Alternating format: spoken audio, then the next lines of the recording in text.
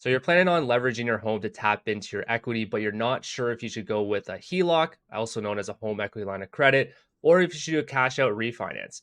This video, we're going to go over the two and really determine what your strategy is for each one and what would be best fit for you. So, Brandon, why don't you take it away and we'll start off with the home equity line of credit. Sure thing. So, home equity line of credit, essentially what it is you're taking the equity in your home and you're tying a line of credit to that property itself. So, let's say you have a $400,000 mortgage and then you want to set up a line of credit to your home for an additional $100,000. You're only paying interest on that $100,000 if you borrow against it. Beyond that, you're just paying the fixed portion of the 400,000. Now, advantages of this is that money is readily available to you should you wish to do an investment like an investment property, or you see some other opportunity where it makes sense to leverage that equity in the home. The payments are also interest only, so that can make the budget quite nice as well, and it can be written off against your taxes. The downside to home equity line of credits right now is they're based on the prime rate, and prime currently is 7.2%. So, depending on your lender, most home equity line of credits come in at about prime plus zero point 0.5. So, you're borrowing at a rate of 7.7%. So, depending on your investment, you want to weigh out whether that makes sense for you and whether that's the right opportunity at this time. The alternative at this point would be the cash out refinance. And Tom, I'll let you walk through everyone through that. Yeah, so the benefits, the really easy way to define both of them is line of credit is higher interest rate than the cash out refinance, but you can pay it off at any point, simple interest payments. Whereas the cash out refinance is going to have that lower rate. So that's the main benefit of the cash out refi. And you can term that into an actual mortgage. Like that's what it is. It's an actual mortgage payment. It's termed out to a certain amortization, which we can dive into the different types of amortizations we can go with. But that's the main difference, lower interest rate. And you're doing the same type of operation to your mortgage. Like you're tapping into the equity, except you're just going to have that in the form of a mortgage component. So with some of them, depending on the lender, you can have that all encompassed into one big mortgage. So let's say I have a 500K mortgage right now, and I want to tap into an extra 100K in my home. I can either encompass that into one total mortgage of 600K, or I can have that within two separate mortgages, a 500K and a 100K. It depends on the lender, it depends on what type is best for you, but we won't go into the details on that. But that's really the main differences between the two. The downsides to the refinance is you can't pay it off whenever you want. Like you have your prepayment privileges where you can knock down the mortgage, but you can't pay it off in full until you either do it on your renewal date or until you actually hit the end of your mortgage life. Important thing to note here is both of these strategies, you need to have some equity in the home. If you've gone in with the minimum down payment of 5%, this is not something that you're going to have at the gates. You can go up to 80% loan to value on the property itself. So if the property is worth 500,000, you can borrow up to 400,000 in the combination of these two products. So really it's important to kind of figure out if you can do it first, and then from there, what's your goal? Is it investing in something like a rental property or buying some stocks that you think the dividend is going to outpace or the return there is going to outpace the cost? Are you looking for emergency funds?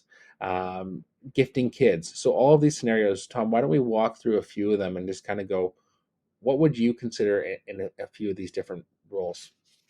So if I were investing in a rental property and I was taking out some money from my current primary residence to have that in the form of a down payment for the rental property, me personally, I would typically keep that in as a refinance versus a line of credit. The reason being is because I know that's long-term debt. Whenever I have debt that's sitting there long term, I would prefer to have a lower interest rate and have that sit longer versus having a line of credit where you're having that higher interest rate. So it really depends on like one's personal preferences, but typically speaking, general guideline is the longer the debt, the longer the term it's going to take to pay it off. You should have that in a form of refinance versus line of credit. So investing in a property, that would be a refi. Line of credit. Why don't you take us for another example for line of credit? Yeah, so I'll just give an example before we jump into that. I just did one for a client recently and I showed him the two scenarios, one being putting it on the home equity line of credit, and one being just doing the cash out refinance. And the intention is to buy an investment property. And he had a concern about adding to his overall mortgage. And I was like, okay, think long-term play for this. Are you looking to sell this rental property in the next couple of years? No, you're looking to hold this and it's a long-term asset. So might as well take the lower interest rate. And we were able to get it 2% lower versus putting it on the home equity line of credit. Yes, it's interest only payments, but you're not actually paying down any of that principal and you're at 7.7%. So there's quite a bit of savings in there. And you do want to take an honest thought. Like if he was doing a fix and flip, I would say put it on the HELOC. Yeah. But when it's a long-term strategy and you're a buy and hold, then you want to fix it for a little bit longer. Home equity line of credit, a great option for people for that emergency fund. Okay, because if you don't use it, you don't pay anything. So you could set up this vehicle that's $100,000 sitting there in case you need to get a new car, your spouse gets ill and can't work, and you don't have insurance coverage, whatever it might be, you can have that $100,000 safety net, and you know it's secured to your home. It's readily available to you. Just hop online and access it, and it's there, and it's 7.7% right now. Rates come down, it's going to decrease as well there in that respect. But it's not the end of the world if you have to make some interest only payments. It's unlikely to push you over the brink. Yep, and that's something we do for our clients all the time is we'll set them up with a mortgage that has the ability to have that built-in line of credit. Even if you have 20% down and you want to start that off as a $0 line of credit, we have some cool features with some of our products where we can, as you pay down the mortgage, let's say your mortgage payment is $1,000 a month that goes towards principal, that's going to increase the line of credit limit, and you don't have to use it. It's just going to increase the limit. It's there for you for emergency funds or if you wanted to pull from it in the future for investments. We always set that up. And anything else you want to add to that, Brandon? Yeah, I really love that feature myself. I did that on my own mortgage. And then how I utilized it is I used my prepayment privileges. So it went directly towards my principal. And then I now have that room on a line of credit as well. So I have that bit of a buffer in there, and it just built in using everything to pay down the mortgage quickly, but also leveraging the asset of the property itself. Yeah, exactly. So, for a lot of Canadians, gifting funds to their children is the only way that those kids are going to be able to get a home. We see it every day where parents are saying, "You know what? I'm not going to make you wait until I'm 120 for you to access some of the money I've earned. I'm going to give it to you now so that you can get a jump start on building the life you want to have."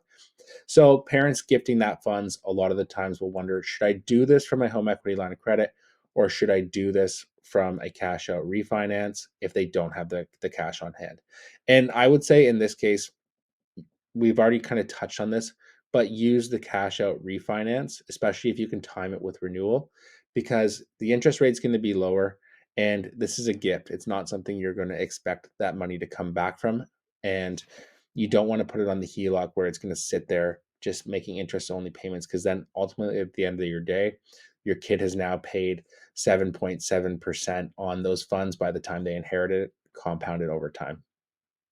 That's exactly it. I would agree with that. In my opinion, that would be a cash out refi versus line of credit. But with that being said, everyone's situation is different. So if you're there listening, watching, and you have questions for your specific situation, please reach out to us. We go through everything and go over your future goals, and we really tailor fit your mortgage to your needs. So to summarize this video, we went over the line of credit, so home equity line of credit. And basically, to summarize that, it's best for short term use, cash out refi, best for long term use. And again, please like, subscribe, and hit the bell icon on this video if you want to get more videos like this in the future so you get notified on the next one. Awesome. Thanks, everyone. Cheers. Cheers.